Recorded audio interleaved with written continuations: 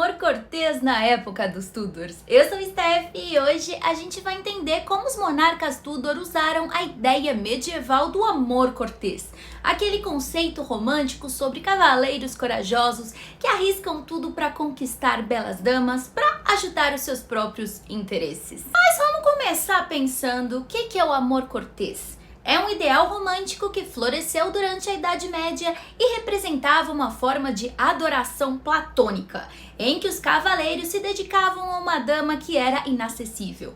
Ele surgiu nas cortes da França, mas influenciou muito a corte Tudor, tanto nas suas vidas pessoais quanto políticas. A influência de autores como Andreas Capellanus em sua obra O Amor da Corte delineou regras para a prática do amor cortês, e é super significativa.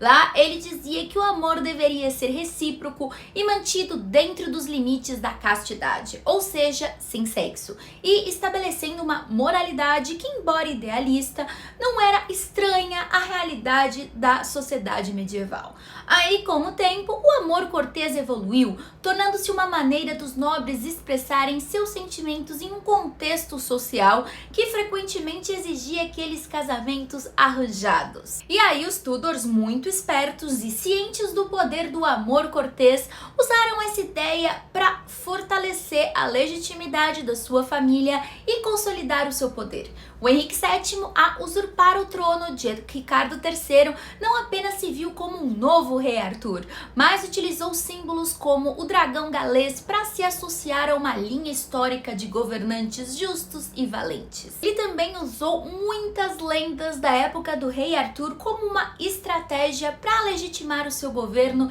e unir o país sobre essa nova dinastia. O casamento do Henrique VIII com Catarina de Aragão pode ter sido por amor, mas também era um assunto de política complexa. A Catarina era viúva do irmão de Henrique, Arthur, e era uma ponte entre a Inglaterra e a Espanha, e seu casamento reforçava alianças políticas. No entanto, a pressão para produzir um herdeiro masculino levou Henrique a explorar novas possibilidades de amor, resultando na separação com a Igreja Católica e a criação da Igreja da Inglaterra. Os casamentos Tudor frequentemente tinham objetivos políticos. A ascensão da Ana Bolena na corte foi uma questão de poder e posse. Eu sempre digo nos meus vídeos que não havia amor nisso, senão não teria o fim que teve. Henrique VIII cultivava uma imagem de cavaleiro romântico e frequentemente encenava atos de amor brega e cortês. Quando ele começou a cortejar a Ana Bolena, a atmosfera da corte mudou. Ela não era apenas uma mulher bonita, ela era astuta e suas habilidades na arte da sedução e sua educação em humanidades a tornaram uma parceira intelectual para o rei. As cartas trocadas entre o Henrique e a Ana revelam a profundidade dos seus sentimentos. Nelas, o Henrique frequentemente expressava sua paixão de forma poética, usando a linguagem do amor cortês para descrever a sua devoção. No entanto, com o tempo, a relação passou de um romance idealizado para uma dinâmica complicada que envolvia poder e manipulação. A transição de amante a esposa trouxe novos desafios. Os padrões do amor cortês mudaram, criando um jogo perigoso em que a intimidade se tornava uma arma política. A pressão para ter um filho e o medo de perder o poder transformaram o relacionamento dos dois em um campo de batalha. A ascensão e a queda da Ana Bolena são exemplos bem clássicos dos riscos envolvidos na prática do amor cortês. Inicialmente ela foi vista como uma musa e amante ideal, e aí ela começou a enfrentar a ira de uma corte que não podia aceitar as suas ambições. Sua execução, após ser acusada de adultério, incesto com seu próprio irmão e traição, foi completamente forjada a mando de Thomas Cromwell, que não queria que a rainha expusesse as suas ideias políticas. Então, não apenas selou seu destino, mas também demonstrou o quão fácil é a posição de uma mulher em uma sociedade que glorificava o amor, mas punia severamente a mulher que não fosse o tipo ideal da sociedade. A tentativa da Ana ao perguntar, já presa, se ela podia se retirar para um convento, embora fosse interpretada como uma forma de fraqueza, pode ser vista como um eco das histórias de Guinevere, que teve um destino igualmente igualmente trágico. A decisão de Henrique de executar Ana com uma espada, em um ato que parecia que ele estava sendo cavalheiro, demonstra como os ideais de amor cortês podem rapidamente se transformar em uma arma letal. Lembrando que ele também não fez isso porque ele era um cara legal. Ele queria que a morte fosse limpa e rápida para que a esposa não se tornasse uma mártir e que ele pudesse se casar rapidamente com a sua terceira esposa. Em seu quarto casamento, Henrique VIII tentou ser novamente um amante cortês, mas a Ana de Cleves não estava familiarizada com isso. Ele apareceu no primeiro encontro de ambos vestido como um Robin Hood. Acabou não sendo reconhecido por Ana de Cleves, que rejeitou seu beijo. Imagina o climão. Enfim, o casamento foi rapidamente anulado. Henrique VIII, que inicialmente buscava um amor idealizado, se viu frustrado ao perceber que a realidade não correspondia às suas expectativas românticas. Sua filha, Maria I, com Catarina de Aragão, por outro lado, expressou um desejo de não ser pressionada a se casar. Ela tinha o desejo de encontrar um amor verdadeiro em vez de alianças políticas, demonstrando que nem todas as mulheres da corte estavam dispostas a jogar o jogo sujo e político. Ela então acabou se casando com Felipe II da Espanha, filho do Sacro Imperador Romano Germânico, e se apaixonou pelas cartas trocadas com ele antes mesmo de conhecê-lo. Mas o casamento foi um desastre e ela foi deixada sozinha na Inglaterra, teve 2 gravidezes psicológicas e morreu triste e infeliz. A sua irmã Elizabeth parece ter entendido que o jogo do amor cortês não tinha nada de amor.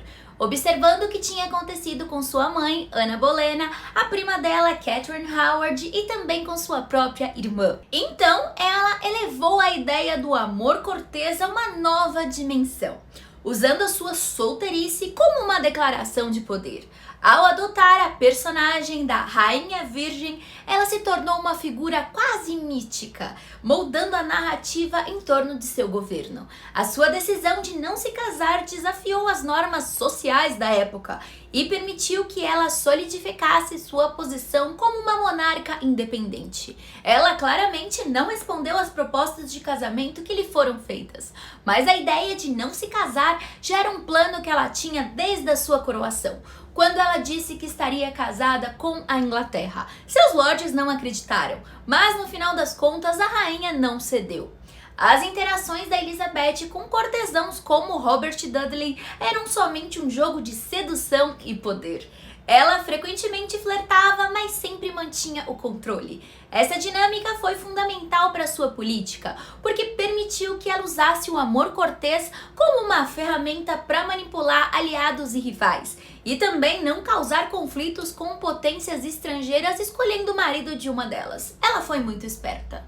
O conceito de Elizabeth como casada com seu país simbolizava uma união poderosa que transcendia os limites do matrimônio. Sua imagem de uma rainha que inspirava lealdade e devoção entre o povo ecoava os ideais do amor cortês, onde a dama era frequentemente vista como uma fonte de inspiração moral e espiritual. Mas também não foi só no governo. A literatura da época reflete as dinâmicas do amor cortês, com poetas e dramaturgos explorando esses temas em suas obras. Shakespeare, por exemplo, utilizou elementos do amor cortês em várias de suas peças, examinando tanto a beleza quanto a tragédia do amor idealizado. A poesia de Shakespeare muitas vezes destaca a dualidade do amor, mostrando que ele pode ser sublime e destrutivo. Além de Shakespeare, outros autores como Sir Philip Sidney e Edmund Spenser contribuíram para a exploração dos temas do amor e da beleza. Sidney, em seu soneto Astrophel e Stella, exemplifica o amor cortês ao idealizar a sua amada, enquanto Spenser, no The Faerie Queene, tece narrativas complexas sobre amor e virtude, refletindo as tensões entre o ideal e a realidade da corte Tudor. No final das contas, essas obras não apenas divertiam, mas ofereciam críticas sutis à sociedade e suas normas. A literatura se tornou uma forma de explorar as nuances do amor e da política, refletindo a complexidade das relações na corte Tudor.